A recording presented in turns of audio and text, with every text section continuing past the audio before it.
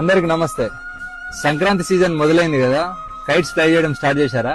పండగంటే సంతోషం, కానీ మన సంతోషం వేరొకరి ప్రాణాలు తీసేలా ఉండకూడదు. ఇదంతా దేనికి? Yes, Chinese manja, Chinese nylon and synthetic fibre coated with glass powder. అంటే దీంట్లో గాజు పొడి వాడతారు. చూడండి, ఇది ఒకసారి చూసారు కదా, ఇది మనం మెడకు తగిలితే ఏంటిది పరిస్థితి? ఇది కేవలం దారం కాదు, షార్ప్ నైఫ్, గాల్లో వేలాడే కత్తి, అదృశ్య కత్తి.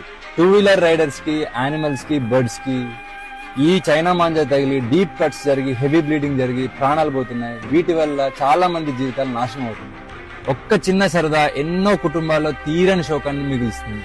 ఇది నాన్ బయోడిగ్రేడబుల్, ఇది భూమిలో కలవదు, ఇది బ్యాండ్ థ్రెడ్. ఈ మాంజా ఎవరైనా ఇల్లీగల్ గా అమ్మితే మీ నియరెస్ట్ పోలీస్ స్టేషన్ లో రిపోర్ట్ చేయండి. చైనా మాంజా అమ్మడమే కాదు, కొనడం కూడా నేరమే. చైనా మాంజా ప్లేస్ లో ఈ కాటన్ మాంజా వాడదాం.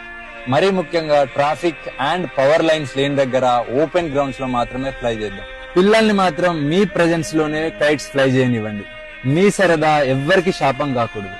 For this Sankranti, say no to China manja. Thank you. జై హింద్.